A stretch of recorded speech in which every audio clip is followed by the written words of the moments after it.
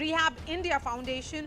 Radicalization operation takes place via multiple organizational fronts is what Intelligence Bureau is saying, and these organizational fronts are SF, ISF, WFS and WSKA.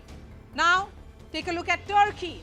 The PFI has established a base with the help of Indian students in Turkey.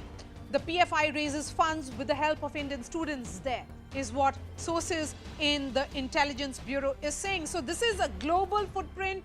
That's the reason why their entire funding is now under the radar of the NIA and the entire investigation agencies. Joining me now, Binay Kumar Singh. He's the author of Bleeding India, 4 Aggressors, 1,000 Cuts. Shahid Ali is an advocate and leader of United Muslims Forum. We also have SP Vaid, former DGP of Jammu and Kashmir. I'm going to begin with you, SP Vaid. If you look at the details that are coming in, one would say that this was only waiting to happen, because in several meetings that were held with the Home Minister and in the past also, the DGPs have spoken about the role of the PFI and how the PFI has been in the crosshairs of the security agencies for long.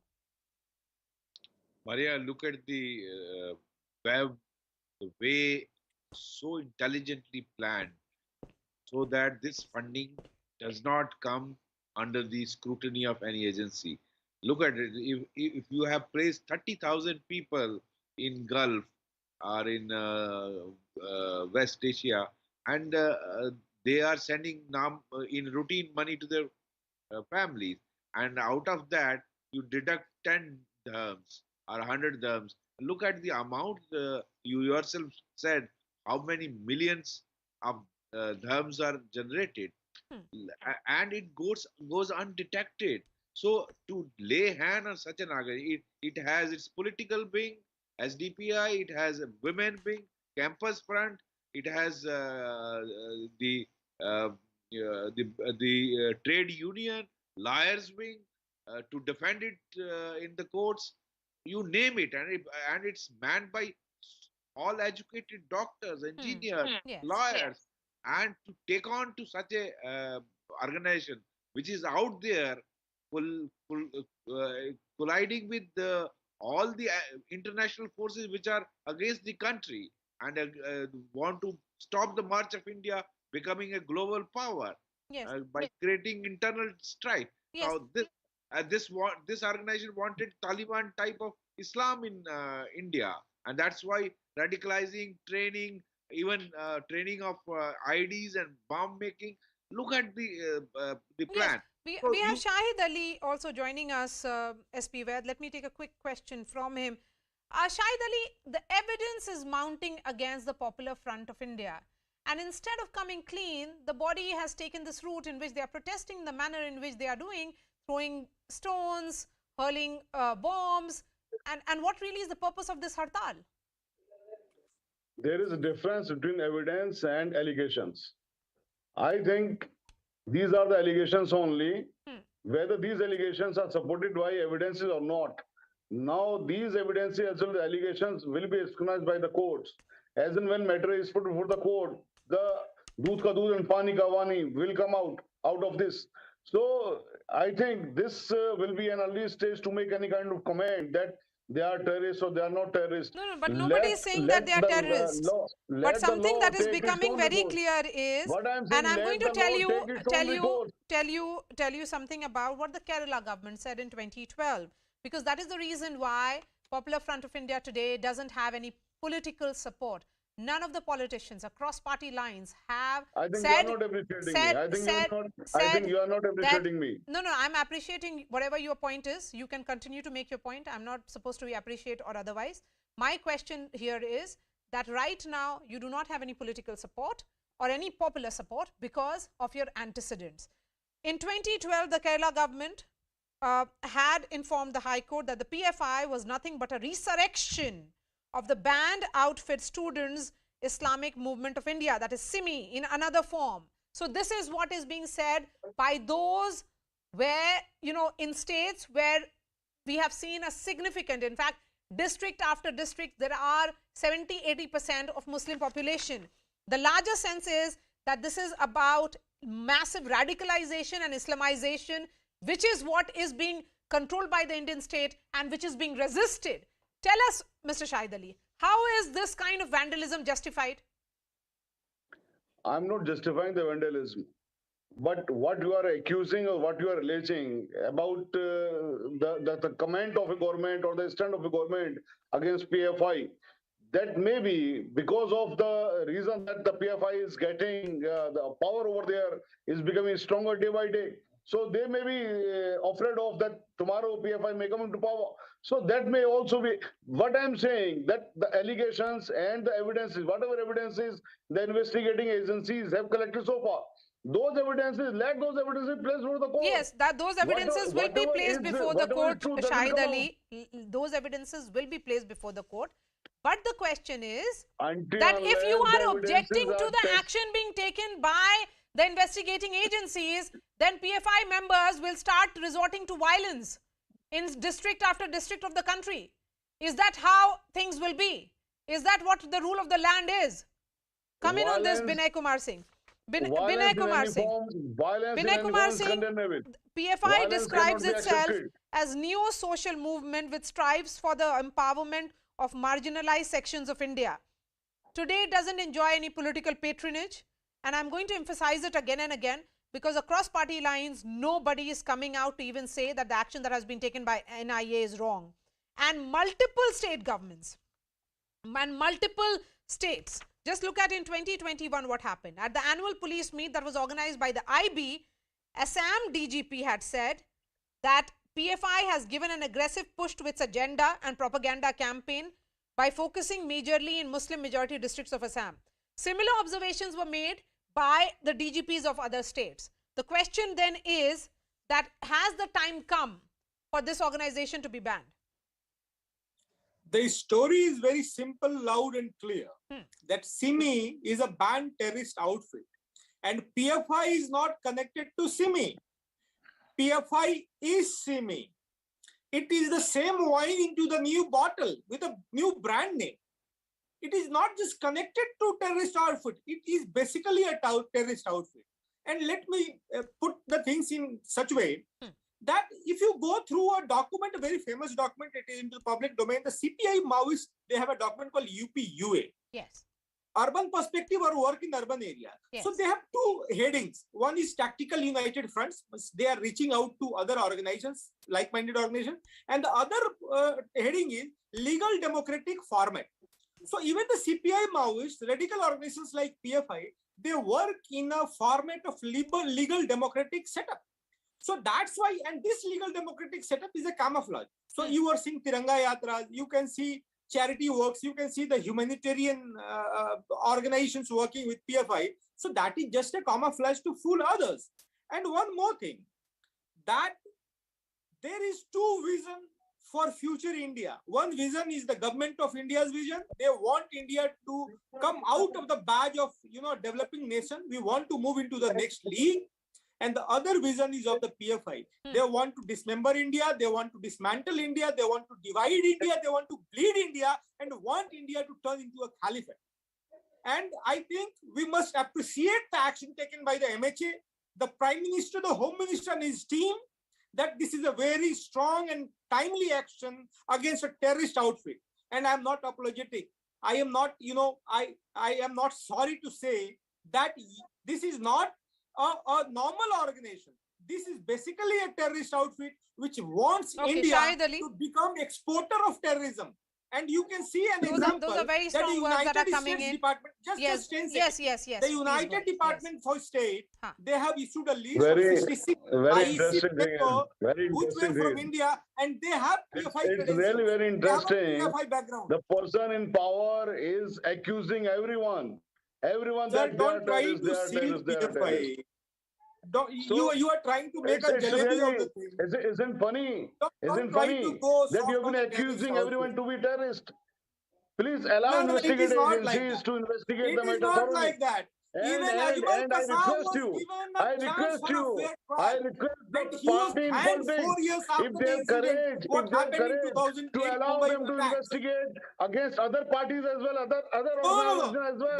Those who are affiliated with Don't him, blame the with government the for party in having a power, casual the approach. Vishnu Parishad, the Bajrang The Dal. government is very professional. They have done a good amount of homework, and there are truckload of evidence against PFI. There are truckload of evidence against PFI, and that's why it has taken that much time. It was a long pending demand for the last 10 years to ban PFI. And this time has taken because there is a truckload of evidence, and our agencies, they have worked well on paperwork, on collecting evidence, on everything.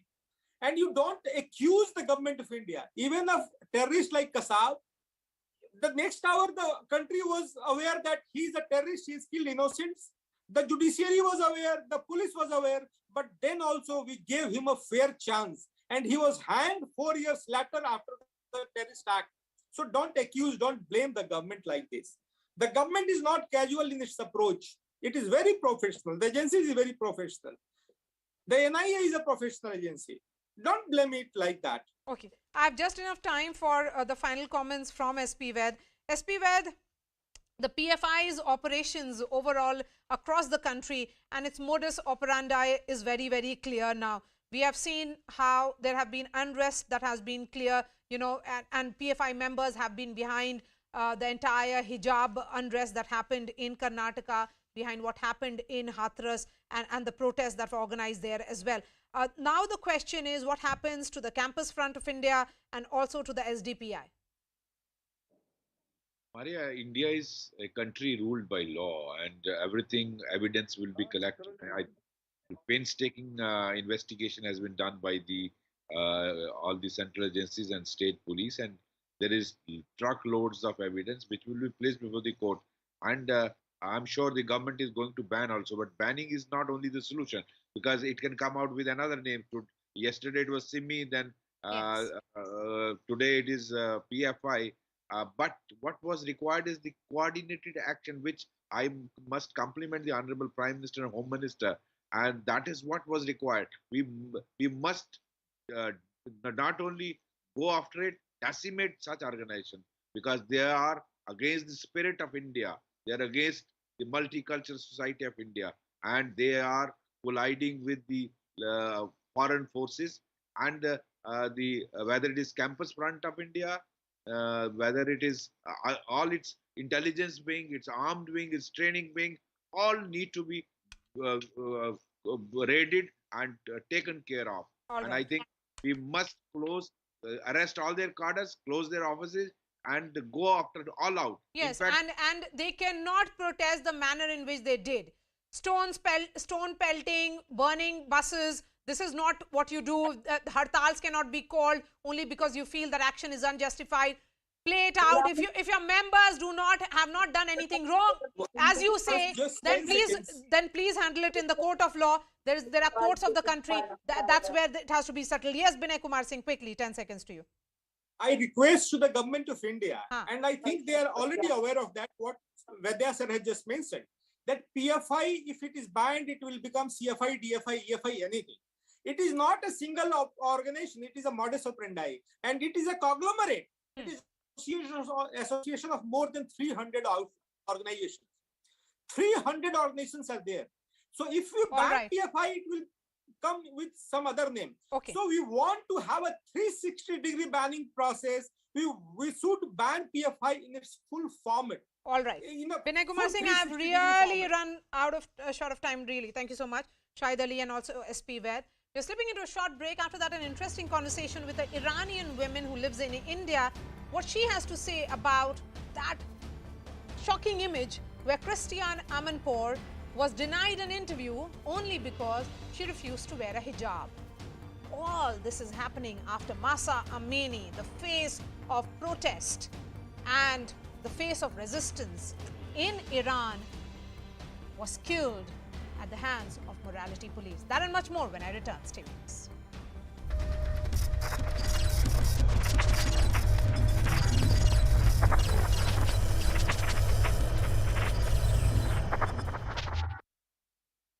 The Observer Research Foundation Yasmin Farooqi is General Secretary of the SDPI, Yashwardhan Azad, former IPS officer, Majid Haidari, senior journalist, joining us, and Amina Begum Ansari is a political analyst.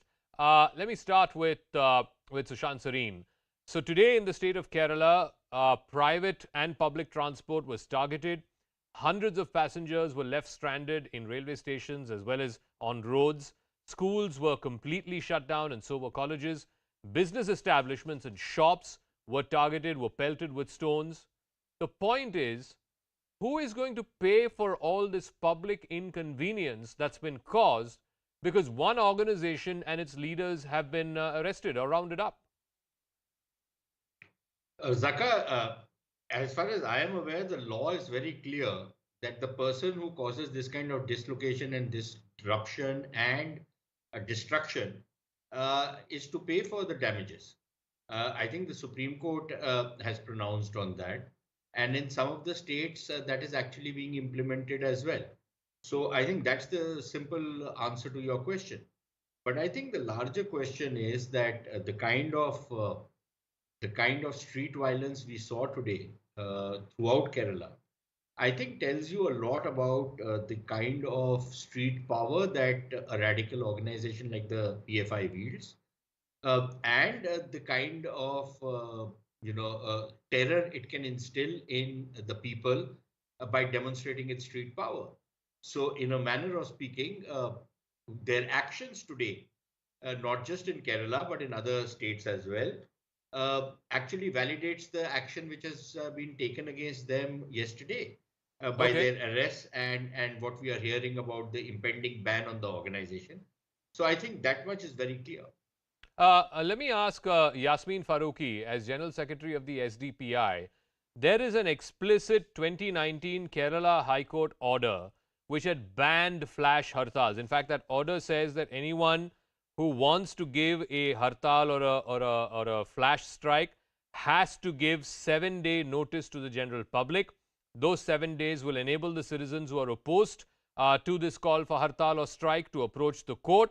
And also, the court has said that anybody who does not adhere to this 7-day notice, their hartals or protests will be deemed illegal, and the person/party calling for the hartal would be liable for any damage caused to citizen and government property pursuant to the call for hartal/general strike. Majid Haidari, you want to take that?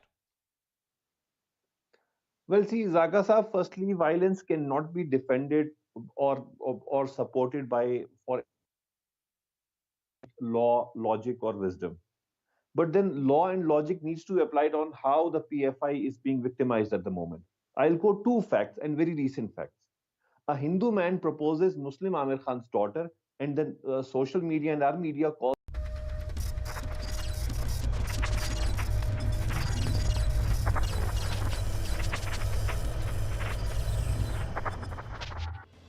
Welcome back. As the debate over the hijab continues in India, the ripples are being felt of the horrific crime in Iran, which has sparked global outrage.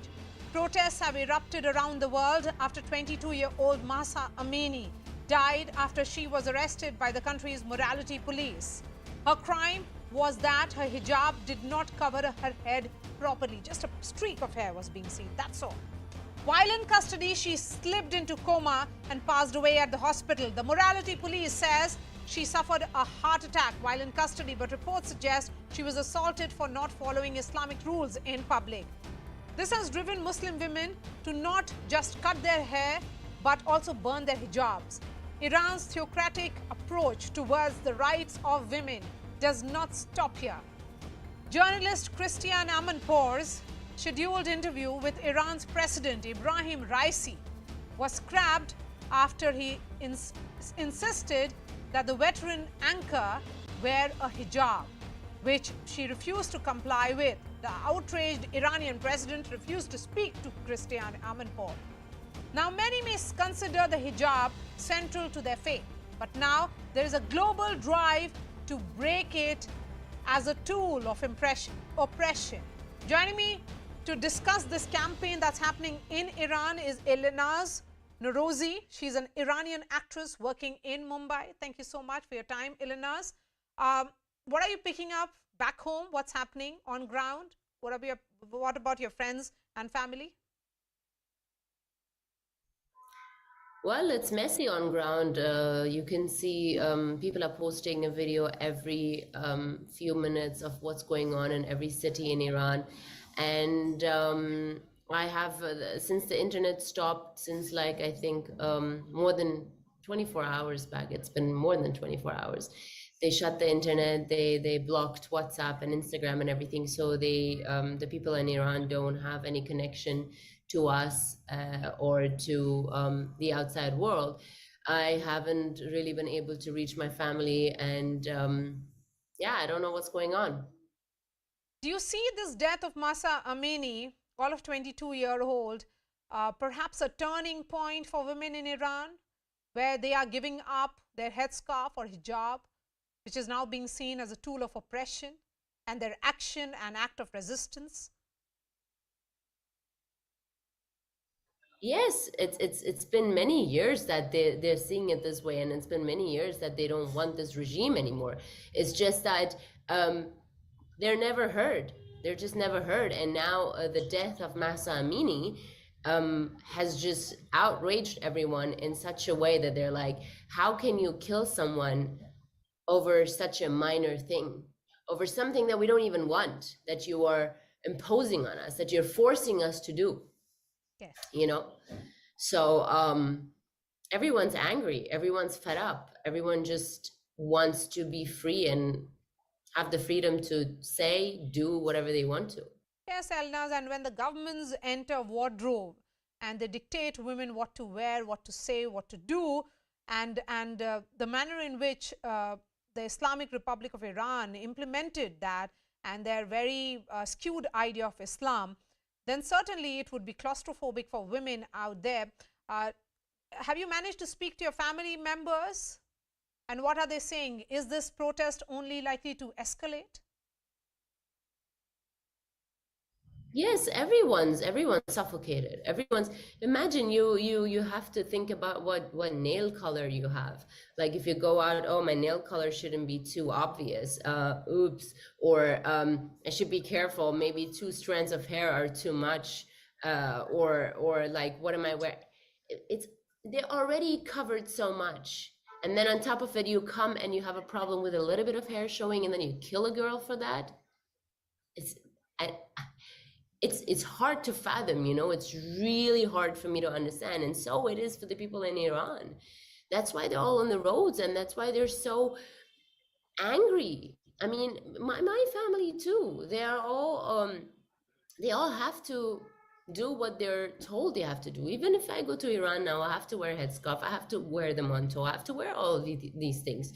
Otherwise, like they stopped me many years back, the morality police stopped me, and they took me to a re-education center, and they did take me in a van which Mahsa also was in.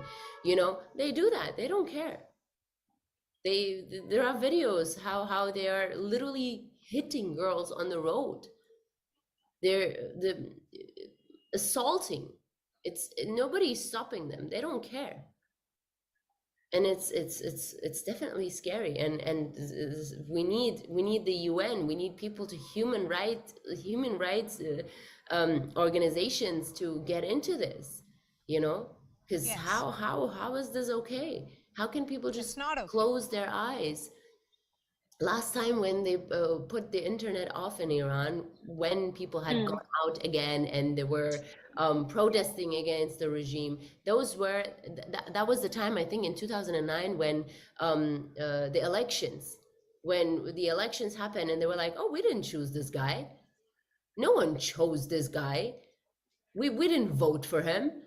And then they went on the roads, and what happened is they put the internet off, killed a couple of thousand people, and people got scared and went back home. And they're doing the same thing again. All right, Elnaz, thank you so much. Stay safe here in India. And I hope the best for your family in Iran. That's all from me. Thanks so much for watching.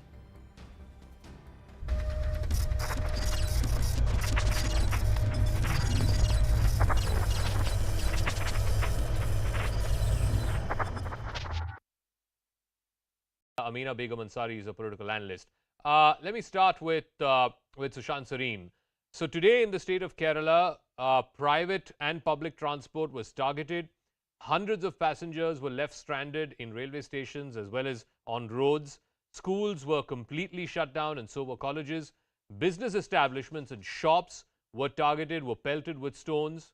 The point is, who is going to pay for all this public inconvenience that's been caused because one organization and its leaders have been arrested or rounded up? Zaka, as far as I am aware, the law is very clear that the person who causes this kind of dislocation and disruption and destruction is to pay for the damages. I think the Supreme Court has pronounced on that. And in some of the states, that is actually being implemented as well. So I think that's the simple answer to your question. But I think the larger question is that the kind of street violence we saw today throughout Kerala, I think tells you a lot about the kind of street power that a radical organization like the PFI wields, and the kind of terror it can instill in the people by demonstrating its street power. So, in a manner of speaking, their actions today, not just in Kerala but in other states as well, actually validates the action which has been taken against them yesterday by their arrests and what we are hearing about the impending ban on the organization. So I think that much is very clear. Let me ask Yasmin Farooqi, as General Secretary of the SDPI, there is an explicit 2019 Kerala High Court order which had banned flash hartals. In fact, that order says that anyone who wants to give a hartal or a flash strike has to give 7-day notice to the general public. Those 7 days will enable the citizens who are opposed to this call for hartal or strike to approach the court. And also, the court has said that anybody who does not adhere to this 7-day notice, their hartals or protests will be deemed illegal, and the person/party calling for the hartal would be liable for any damage caused to citizen and government property pursuant to the call for hartal/general strike. Majid Haidari, you want to take that? Well, see, Zaga Saab, firstly, violence cannot be defended or supported by for law, logic, or wisdom. But then law and logic needs to be applied on how the PFI is being victimized at the moment. I'll quote two facts and very recent facts. A Hindu man proposes Muslim Amir Khan's daughter, and then social media and our media calls it, what a heartwarming video, what a heartwarming moment. But if a Muslim man marries a Hindu woman, it becomes love jihad. When BJP pledges for Hindu Rashtra, it's being welcomed. But when some this outfit like PFI calls about what is allegedly being spoken about them, that they said about Islamic Caliphate, we take it as an act of terror. How come two yardsticks in one country? And then who are the agencies who are going for the crackdown on these part in on But the PFI? Majid Haidari Saab, no. Can I ask you one simple question? Are you seriously telling me that in 21st century India, we should give a long rope or brook those people who are saying that we should go back to a 6th century, 7th century caliphate? No, when we talk of Hindu Rashtra and Ram Rajya, it goes even back then the time of 6th century. It goes thousands of years ago. So either we stop it at both, we condemn both the things that no, in a secular country, in a secular constitution, in secular valued nation, we cannot have Hindu Rashtra idea or Muslim Caliphate or the Khalistan. Okay, but because when we I've been single hearing out this only Muslim for Islamic a Caliphate, couple it of becomes a days now. problem. There is a certain equivalence that's being drawn. What about Yati Narsingh Anand? You're not going after him. What about the fellows who lynch in the name of the cow? No, BJP lawmakers. No.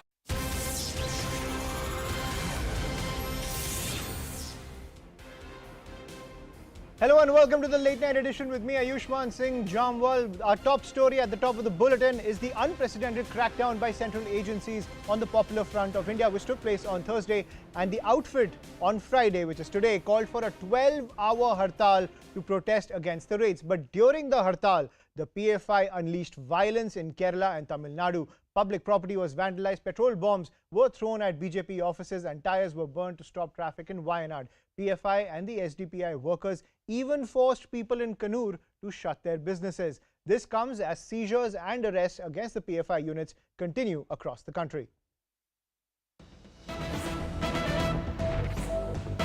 And after the crackdown in Bengaluru, where over 30 lakh in cash, burner phones, ATM cards and propaganda material was seized, 14 accused who have links to the PFI have been sent to 10 days police custody. That's the piece of breaking news that's coming in, where the crackdown on the PFI continues. I'm joined by my colleague Ritu, who's getting us the details after these 14 suspects, those seizures, the visuals of those seizures on your screen. 14 suspects have been sent to 10 days police custody. Ritu, give us more details.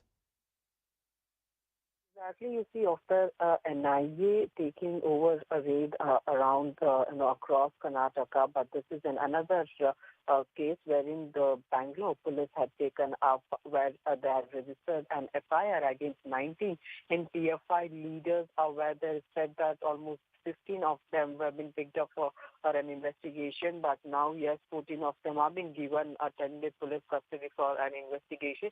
So now this comes right after what has been alleged or these accused is that they were somewhere instigating the communal violence across Karnataka, and they're also being suspected of being part of some of the riots that had taken place previously in the Karnataka. So that's with all that information that police had.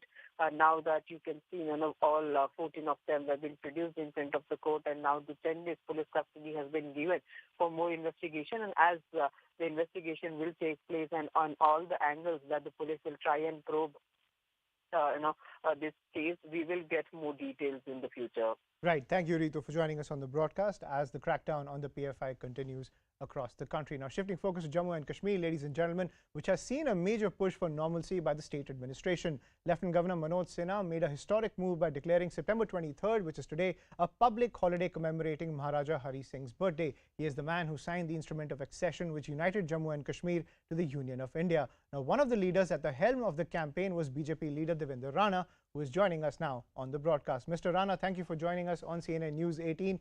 Today, we commemorate the birth anniversary of Maharaja Hari Singh, and it's a public holiday, a long-standing demand of the Dogra community achieved after many years. How significant is this move in the history of Jammu and Kashmir?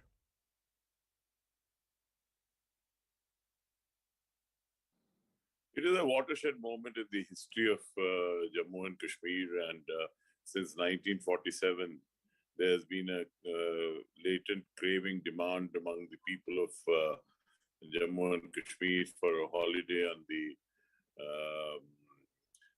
birth anniversary of Maharaja Hari Singh Ji Bahadur, primarily because people felt that history has not been just to him, and he has done a great contribution in the making of the new Jammu and Kashmir. He was not only a king in the feudal with a feudal mindset. He was a democratic visionary mind, much different from the other kings. He brought in very, very visionary reforms which changed the entire scape of administration, and was committed to the welfare of the people of Jammu and Kashmir. Now, certain regulations that he brought are even today considered very revolutionary, like the Agriculture's Relief Regulation of July 1926, which when he heard some petitions in Nudi and found that the Shaukari system was going, he in fact tried to demolish the Shaukari system, and that shows how forward-looking he was. And then the Compulsory Primary Education Act of 1930, wherein he's almost allocated in 1927 about a budget of about 19 lakhs, 20 lakhs. That shows how reformatory he was, and made education as a thing. Then he got the Press and the Publication Act in April 1932, so that the newspapers come out and all. Shows, the man was very forward-looking. Department for Rural Development was created in 1937, where the panchayats were empowered to resolve the issues in the villages. And then, above all, the formation of the Jammu and Kashmir Bank. He was the architect of the Jammu and Kashmir Bank, which showed how forward-looking he was. He was a great. His contribution he has not been done justice to. And apart from everything else, it was the emotion of the people of Jammu region, the Dogras, that was connected with this issue. And I'm grateful to the Prime Minister, to the Home Minister, Honorable Prime Minister of India, Modi Saab, to the Honorable Home Minister of India, Amit Shah Saab, and the Lieutenant Governor of Jammu and Kashmir, Manoj Sinha, to acceding to the demand of the people of Jammu and Kashmir. And you see, I'm not in Jammu today. I'm in Himachal for some political work of mine. But you see, Jammu, it's like Diwali. It's as if each house has is celebrating today, and the streets are adorned with colorful, it's a song and drama all over the city, and people are so happy. It's like a festival, a mega festival today. So that shows how, and we're grateful to the government that they have acceded to this demand, which was a long pending demand and was always ignored by those who ruled this state. Absolutely. This victory is coming after decades. And Mr. Rana, you were part of the coalition which impressed upon the Lieutenant Governor to declare September 23rd as a public holiday. Take us through that campaign which achieved this historic victory.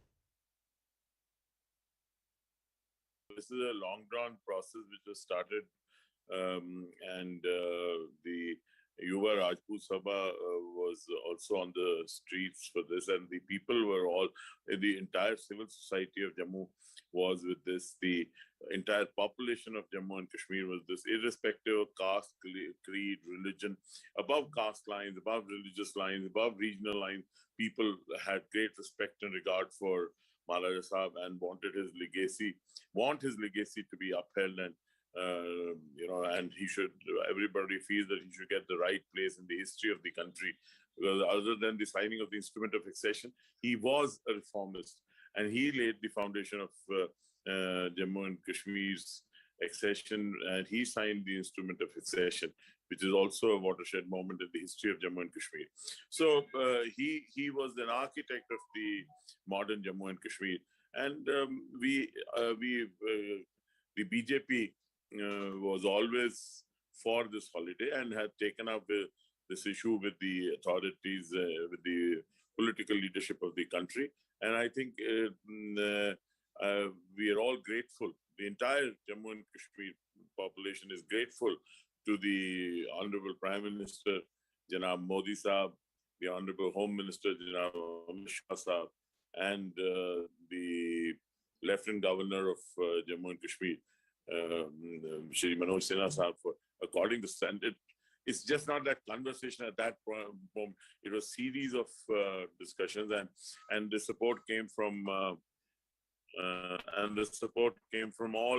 all corners, and because of the collective effort of all. It's not one person's effort or one individual's effort. It was a collective effort, and it was the voice of the people of Jammu and Kashmir which was heard. And I tell you that everybody is very grateful to the government of India for having agreed for this holiday, because people are really indebted to Modi Saab and the government for having acceded to this request of the people of Jammu and Kashmir for a holiday, which was a long pending demand. And there was an emotional connect to it more than anything else. And right. That you saw today on the streets of Jammu and Kashmir. Right. Thank you, Mr. Devendra Rana, for joining us on the broadcast and decoding the journey that it took to achieve this historic day in Jammu and Kashmir. A huge demand for the Dogra community now met by the Lieutenant Governor, and today was a public holiday commemorating the birth anniversary of Maharaja Hari Singh. We're going to take a short break, but before we leave, don't forget to vote for your favorite startup, the unicorn you feel deserves to be Indian of the Year in the startup category. Log on to indianoftheyear.com and vote.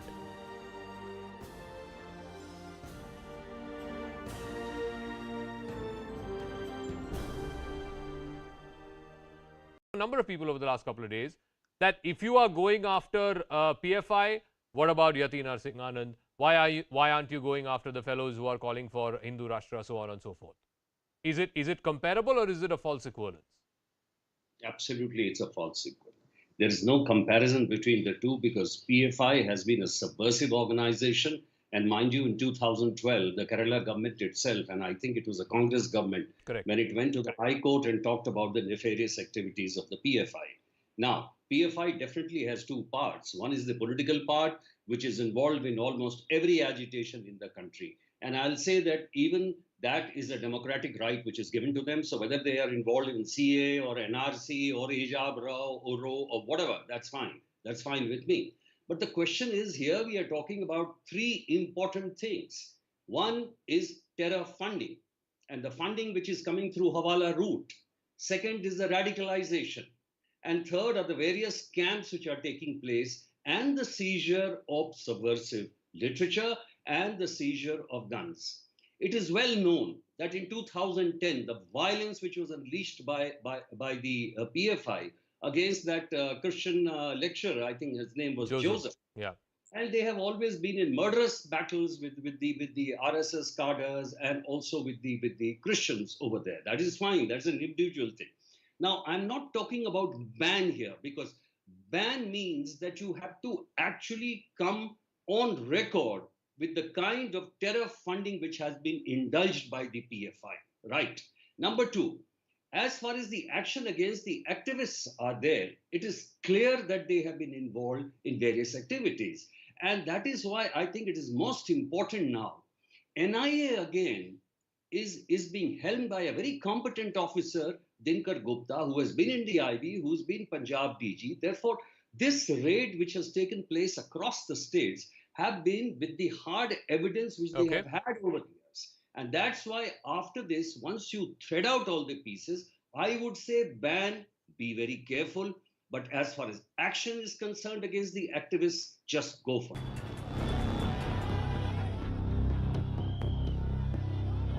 Destruction, vandalism, anarchy. A day after the biggest crackdown on Popular Front of India, its members went on a rampage in Kerala and Tamil Nadu. The PFI had called a bandh to protest against the midnight raids and arrest of its key leaders by central agencies. But PFI members used their hartal call as an excuse to go on a vandalism spree. State-owned buses and auto rickshaws were pelted with stones.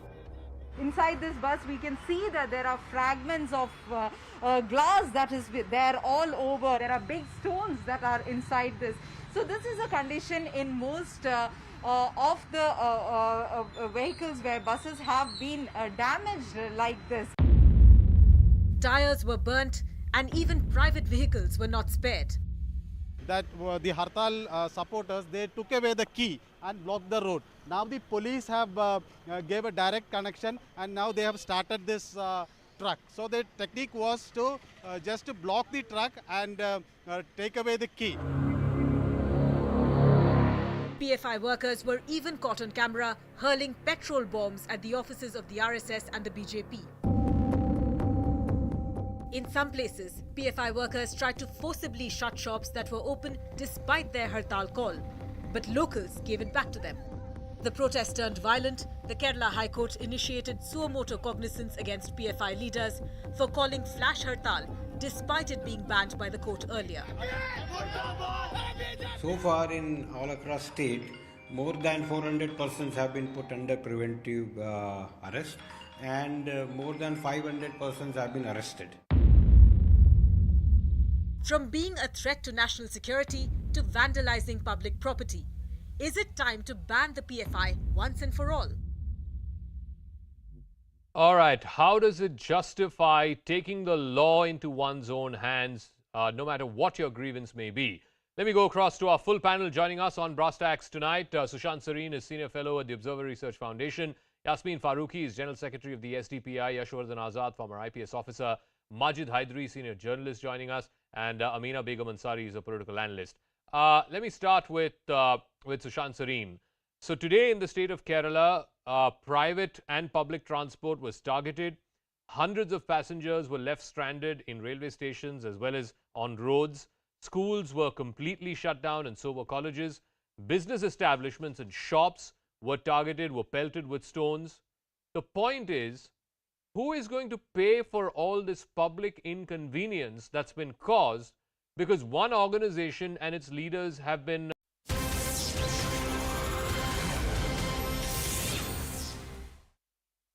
Welcome back. In a shocking incident after a 19-year-old girl named Ankita went missing in Rishikesh, 3 suspects have been taken into custody, including Pulkit Arya, the son of former Uttarakhand Minister Vinod Arya.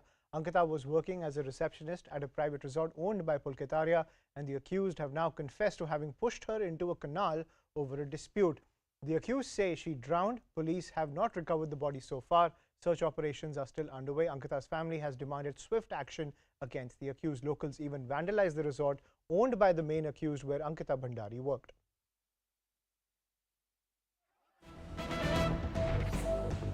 And more breaking news coming in. Uttarakhand Chief Minister Pushkar Singh Dhami has given instructions to district magistrates to investigate all the resorts in the state. He has also ordered to ensure that necessary action is taken against resorts that are operating illegally. I'm joined by my colleague Anupam Trivedi, who's getting us more details. Anupam, what does this probe essentially entail that's coming in from the Chief Minister? Ishwan, can you please repeat your question? Yeah, what does this probe actually entail that CM has ordered an investigation into all resorts in the state? See, Ashwan, over the last few years, several resorts have mushroomed around Rishikesh, Nainital, and such popular tourist destinations. And the locals have been demanding for long that many of these resorts are involved in nefarious kind of an activity. They do some illegal works in this.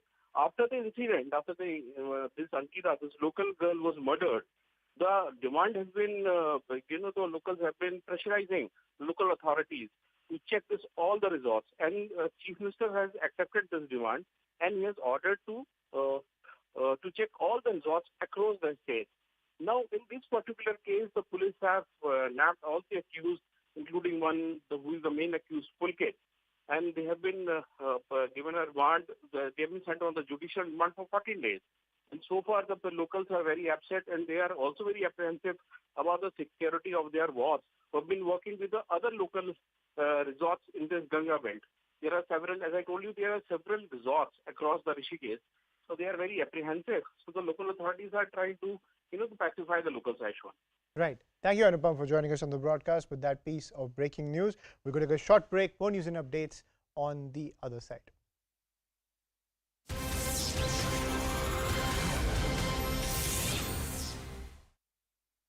Rashtra, it's being welcomed. But when this outfit like PFI calls about what is allegedly being spoken about them, that they said about Islamic Caliphate, we take it as an act of terror. How come 2 yardsticks in one country? And then who are the agencies who are going for the crackdown on these parts But Majid Hydari Saab, no. Can I ask you one simple question? Are you seriously telling me that in 21st century India, we should give a long rope or brook those people who are saying that we should go back to a 6th century, 7th century caliphate? No, when we talk of Hindu Rashtra and Ram Rajya, it goes even back then the time of 6th century. It goes thousands of years ago. So either we stop it at both, we condemn both the things that no, in a secular country, in a secular constitution, in secular valued nation, we cannot have Hindu Rashtra idea or Muslim Caliphate or the Khalistan. Okay, because I've been hearing this for a couple of days now. There is a certain equivalence that's being drawn. What about Yati Narsingh Anand? You're not going after him. What about the fellows who lynch in the name of the cow? No, BJP lawmakers. I'm just curious to know. I want to ask Yashwardhan Azad. Is that, given the PFI and the action that we've seen against the PFI, and I'm only quoting stuff that's there in the public domain, they are wanted for as many as 27 cases in the state of Kerala, about 33 cases in the state of Karnataka. There are dozens of cases in the state of Uttar Pradesh during the anti-CAA riots and so on. Is it comparable? Is it equivalent that people like Majid Hydari, and I've heard this from a number of people over the last couple of days, that if you are going after PFI, what about Yati Narsingh Anand? Why aren't you going after the fellows who are calling for Hindu Rashtra, so on and so forth? Is it comparable or is it a false equivalence? Absolutely, it's a false equivalence. There is no comparison between the two because PFI has been a subversive organization And mind you, in 2012, the Kerala government itself, and I think it was a Congress government, Correct. when it went to the High Court and talked about the nefarious activities of the PFI. Now, PFI definitely has two parts. One is the political part, which is involved in almost every agitation in the country. And I'll say that even that is a democratic right which is given to them. So whether they are involved in CA or NRC or hijab or whatever, that's fine. That's fine with me. But the question is, here we are talking about three important things. One is terror funding, and the funding which is coming through Hawala route. Second is the radicalization. And third are the various camps which are taking place and the seizure of subversive literature and the seizure of guns. It is well known that in 2010, the violence which was unleashed by the PFI against that Christian lecturer, I think his name was Joseph. Yeah. And they have always been in murderous battles with the RSS cadres and also with the Christians over there. That is fine. That's an individual thing. Now, I'm not talking about ban here, because ban means that you have to actually come on record with the kind of terror funding which has been indulged by the PFI. Right. Number two, as far as the action against the activists are there, it is clear that they have been involved in various activities. And that is why I think it is most important now.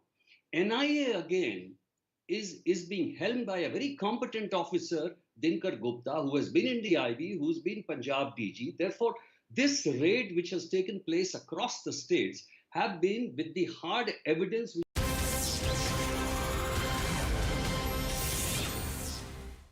And breaking news coming in, Pakistan has taken on the Indian government for the